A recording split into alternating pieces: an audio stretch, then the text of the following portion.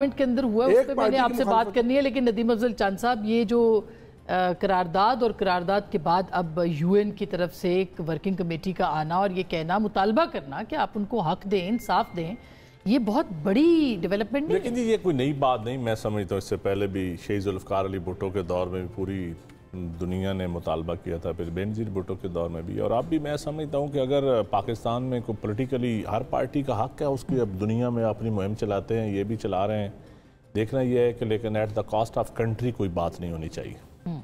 باقی ان کا democratic right ہے، میں تو ذاتی طور پہ ایز اے پولیٹیکل ورکر سمجھتا ہوں کہ پاکستان کے اندر ہمارا جوڈیشل سسٹم دن بدن پہلے سے بہتر ہوتا جا رہا ہے۔ آپ وہ پرانی عدالتیں افتخار چودھری والی یا قیوم والی یا ارشاد حسن خان والی کا آج کی عدلیہ کے ساتھ موازنہ کرے تو بڑا فرق ہے۔ آج دیکھیں بے شک کسی کیس میں کس جماعت کو ریلیف ملتا ہے یا کس جماعت کو نہیں ملتا، یہ ایک علیحدہ چیپٹر ہے، لیکن جوڈیشری ہماری دن بدن بہتر ہوتی جا رہی ہے اور آزاد ہوتی جا رہی ہے، بہتر ہوتی جا رہی ہے۔ آزاد کا لفظ آپ استعمال کریں، میں تو نہیں ابھی کروں گا، ہمارے لیے تو خوشی کی بات ہے کہ ان کی بات بھی سنی جا رہی ہے، بہرحال لیکن بہتر ہوتی جا رہی ہے، بہرحال بہتر ہوتی جا رہی ہے۔ اور پاکستان میں جمہوریت کا مضبوط ہونا جو ہے وہ دیکھیں، فنڈامنٹل رائٹس کا کوئی پولیٹیکل ورکر ہو یا صحافی ہو یا کوئی بھی ہو، ہر کسی کا بنیادی حق ہے۔ اور پاکستان کا نظام عدل جو کبھی بھی آئیڈیل نہیں رہا، جس کے اوپر پہلے بھی دنیا میں انگلیاں اٹھتی رہی ہیں، اور اب بھی دیکھیں ایز اے پاکستانی میں اپنی انسلٹ محسوس کروں گا کہ کوئی باہر کا ادارہ ہمارے معاملات میں ہمیں ہدایات دے یا سفارش کرے یا ڈکٹیشن دے، تو ہے تو ہماری یہ انسلٹ، لیکن سوچنا یہ ہماری پولیٹیکل کلاس کو چاہیے، ایسی نوبت آنی نہیں چاہیے۔ کیا فائدہ ہوا بھٹو شہید کو جان دینے کا، کیا فائدہ کیا بی بی شہید کو جان دینے کا، میاں نواز شریف کی جلا وطنی کا، آج ہم کہاں پہنچے ہیں؟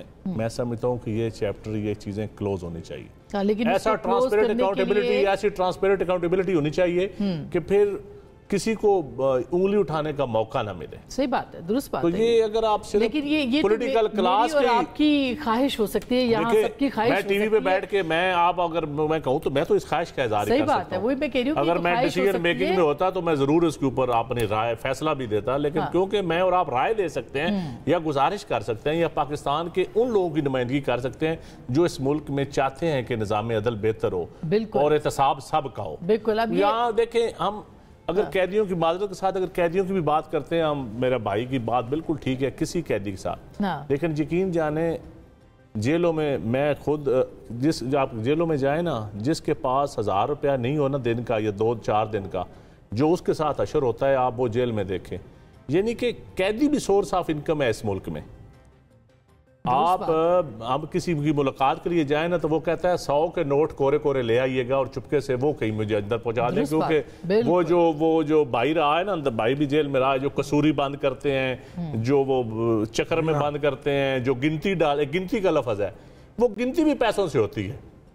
اور میں ان کو پتا ہے کہ خان صاحب کو پہلے میں ایک دن کہا تھا جیل ریفارم ضرور کریں، اور یہی میں مریم بی بی سے بھی کہوں گا کہ جیل ریفارم سب سے پہلے کریں۔ اب تو سبھی ہوا ہے، اور یقین جانیے جیلوں میں رہنے والے جو لوگ ہیں نا، ہم تو آزاد ہیں، چلو باہر بھی باہر بھی جیل ہی ہے، لیکن جو جیل کے اندر ہے یقین جانیے وہ مجبور اور بے کس لوگ ہیں، ایسے ہی ہے، اور ان کے بھی رائٹس ہیں۔ ہر ایک وہ آج خان صاحب نے کہا ہے کہ ایک نہیں دو پاکستان کی بات کرتے ہیں جو ٹیکسوں، بالکل صحیح بات کی ہے ٹیکسوں کے حوالے سے جو انہوں نے بات کی ہے، لیکن جیل کے اندر بھی ایک نہیں دو پاکستانی چل رہے ہیں، سب کے لیے 4 پاکستان ہے۔ امیر کے لیے الگ ہے، 500 روپے جو نوٹ دیتا ہے اس کا اور پاکستان ہے، 1000 روپے جو دیتا ہے اور ہے، جو 2000 دیتا ہے، جو 1 لاکھ تک، اور یہی حال انصاف کا بھی ہے۔ لیکن عفنان صاحب یہ بات جو بالکل ایک تو جیلوں کے حوالے سے ہے، لیکن آپ اب معترض ہیں کہ یہ ورکنگ کمیٹی کا وزیر قانون کہہ رہے ہیں اندرونی معاملات میں مداخلت ہے، کیا حکومت کہاں تھی جب یہ سب کچھ ہو رہا تھا؟ اب سارا الزام زلفی بخاری پہ لگ رہا ہے، تحریک انصاف کے اوپر الزامات لگ رہے ہیں، حکومت کہاں تھی اس وقت؟ جی بسم اللہ الرحمن الرحیم۔ دیکھیں ظاہر ہے یہ پہلی دفعہ نہیں کیا پی ٹی آئی نے، اس سے پہلے تقریباً 1 سال پہلے ایک انہوں نے، آپ کو یاد ہوگا، ایک پٹیشن سائن کروا لی تھی بہت سارے لا میکر سے، اور وہ بیسیکلی یہی تھی، اسی طرح کی باتیں تھی جو ابھی اس میں ہوئی ہے، اس کو کاؤنٹر پھر ہم نے کیا تھا لاسٹ ایئر ہی۔ لیکن میں ویسے آپ کو یہ بتا رہا ہوں کہ میں بلز چیک کر رہا تھا کہ میجر بل ان کے کون سے پاس ہوئے ہیں ان دا لاسٹ 1 month، تو آپ ذرا سنیں بل کون سے پاس ہوئے ہیں۔ House passes bill to force weapon deliveries to Israel, Biden نے روکا، کانگریس نے کہا نہیں، فورس کیا کہ تم ویپن ڈلیوریز کرو. Silence criticism of Israel, expand definition of antisemitism, یہ بل پاس ہو رہے ہیں اور ساتھ عمران خان صاحب کا بل پاس ہو رہا ہے. یہ ہے یہ جو ہم بات کرتے ہیں نا کہ یہ سارا ایک ایجنڈے کے تحت باہر سے لا کے یہ، کیونکہ میں آپ کو یہ یقین دلاتا ہوں کہ کانگریس اور جو ان کی جو ہاؤس ہے ان کا سینٹ، یہ سارا ان کے کنٹرول میں. اے پیک آرگنائزیشن کا نام ہے، امریکن اسرائیلی پبلک افیئرس کمیٹی. اے پیک اگر چاہے نا تو وہ کل ایک بل لے آئے کہ عورت کو مرد ڈکلیئر کر دو اور مرد کو عورت ڈکلیئر کر دو. آپ کی ساری بات درست ہے، مگر سوال یہ ہے کہ ایک لابنگ، آپ کہتے ہیں کہ لابنگ کر رہی تھی تحریک انصاف، پیسے لگا رہی تھی، ان کے پاس فنڈز ہیں، ان کے پاس یہ لابی ہے، ان کے پاس وہ. حکومت اس کا کاؤنٹر کرنے کی بجائے اب بیٹھ کے باتیں کیوں کر رہی ہے؟ اس وقت آپ روکتے، آپ بھی کوئی ایک لابی لے آتے، آپ ریاست ہیں، آپ کے پاس اختیارات تھے. دیکھیں یہ آپ پہلے سمجھیں کہ دیکھیں وہ اپنے ایسٹ کو پروٹیکٹ کر رہے ہیں، وہ لابی نہیں ہو رہی، لابی بھی ہے لیکن وہ ایسٹ کو بھی پروٹیکٹ کر رہے ہیں اپنے. مجھے بتا دینا، میں نے آپ کو یہ بل گنوائے ہیں، silence criticism of Israel, expand definition of antisemitism, یہ میں 3-4 بتا رہا ہوں، اس کے علاوہ بھی ہیں. عمران خان صاحب کے اگر وہ الیکشن کی آڈٹ کی بات کریں نا، اس کو اس کے ساتھ کیسے آپ ریلیٹ کر سکتے ہیں؟ اس کو اس سے ریلیٹ کر رہا ہوں نا کہ وہ بل نہیں پاس کرتے کسی اور کے حق میں. آپ مجھے بتا دیں کسی اور پورے دنیا میں 50 ملکوں میں سر وہاں لابنگ کام کرتی ہے. لابی کام نہیں کرتا ہے، ایسٹ کام کرتا ہے. یہ دیر از اے ڈفرنس. لابی تو پیسے دے کے ہو جاتی ہے. یہ تو مجھے آپ بتا، اسرائیل کے ایمبیسڈر نے UN میں کھڑے ہو کے یہ کہا تھا کہ عمران خان کے ساتھ زیادتی ہو رہی ہے.